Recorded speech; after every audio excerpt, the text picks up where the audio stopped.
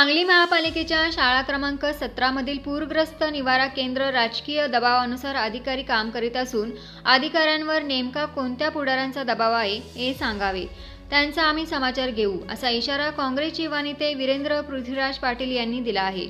शनिवारी काही पक्षांना खाद्यपदार्थांचे वाटप करण्यास परवानगी दिली, मग आमच्याबद्दल दुजाभाव का, असा सवाल वीरेंद्र पाटील यांनी उपस्थित केला। यावेळी अतिरिक्त आयुक्त रविकांत अडसूळ यांनी तात्काळ या ठिकाणी धाव घेऊन संबंधित अधिकाऱ्यांना योग्य त्या सूचना दिल्या। यावेळी बिपिन कदम, सनी धोत्रे, अजित शेख, प्रशांत देशमुख, अयूब निशानदार, समीर मुजावर, अल्ताफ पेंढारी उपस्थित होते। महानगरपालिकेच्या शाळा क्रमांक 17 मध्ये पुनर्वसित केलेल्या पूरग्रस्तांना मदत वाढताना राजकारण केले जात असल्याचा आरोप युवा नेते वीरेंद्र पृथ्वीराज बाबा पाटील यांनी केला। आज त्यांनी अतिरिक्त आयुक्त रविकांत अडसूळ यांची भेट घेऊन याबाबत त्यांच्या निदर्शनास आणून दिलं।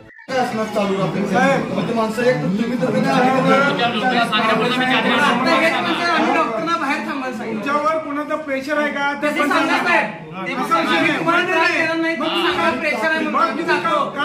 विद्यमान आमदाराकडनं काय तो प्रेशर येतोय असं आमच्या लोकांना प्रॉब्लेम आहे का साहेब सांगू द्या सगळं वाटा नाही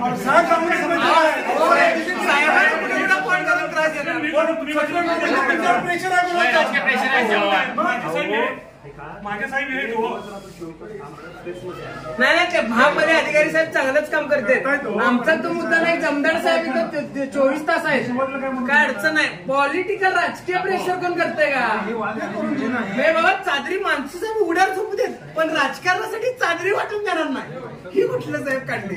रात्री 20 ते 25 जण बिन चादरी झोपली होती, त्या लोकांना सुद्धा चादर देऊन दिली नाही। महापालिकेच्या अधिकाऱ्यांकडे विचारणा केली असता त्यांचं म्हणणं होतं आमची काहीच अडचण नाही, पण आम्हाला कुठतरी राजकीय प्रेशर येते। राजकीय लोक काहीतरी इथं ह्यांना उभारू करून देऊ नका, त्यांना करून देऊ नका।